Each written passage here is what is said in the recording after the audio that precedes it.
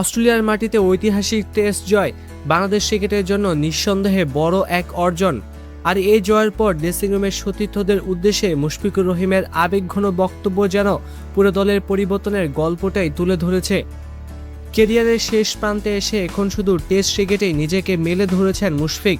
দীর্ঘ ক্যারিয়ারে বাংলাদেশের অনেক উদ্যান পতনের সাক্ষী এই অভিজ্ঞ ক্রিকেটার এবার নিজের চোখে দেখছেন একটি পরিণত লাল বলের দলকে।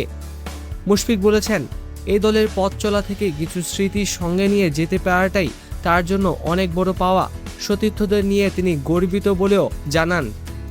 তবে মুশফিকের সবচেয়ে গুরুত্বপূর্ণ পর্যবেক্ষণ ছিল দলের মানসিকতা নিয়ে।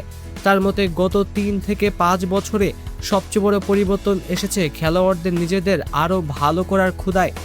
একজন ক্রিকেটার নিজের পারফরমেন্সে মাত্র 2% উন্নতি করলেও তার প্রভাব পুরো দলের ওপর পড়ে। অস্ট্রেলিয়ার বিপক্ষে বাংলাদেশের জয়ও এসেছে এমন সম্মিলিত উন্নতির ফল হিসেবে। আর বর্তমান দলের গভীরতা নিয়েও দারুণ আশাবাদী মুশফিক।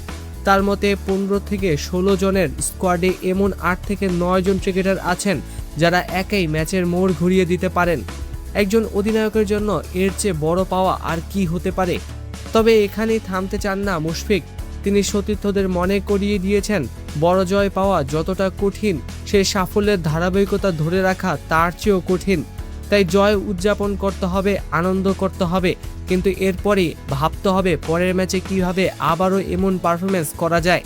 মুশফিকের বার্তাটা খুব পরিষ্কার, সাফল্যের কোনো শর্টকাট নেই। প্রতিদিন পরিশ্রম করতে হবে, প্রক্রিয়াটা ঠিক রাখতে হবে, তাহলেই ফলাফল একসময় নিজের পথ খুঁজে দেবে। আর দিনের শেষে সবচেয়ে গুরুত্বপূর্ণ বিষয় হলো প্রত্যেক ক্রিকেটার যেন আয়নার সামনে দাঁড়িয়ে বলতে পারে, আমি আমার সর্বোচ্চটা দিয়েছি। মুশফিকের এই কথাগুলো শুধু একটি জয় নিয়ে নয়, বরং বাংলাদেশের টেস্ট ক্রিকেট যে ধীরে ধীরে নতুন আত্মবিশ্বাস আর গভীরতা তৈরি করছে সেটারই বড় ইঙ্গিত।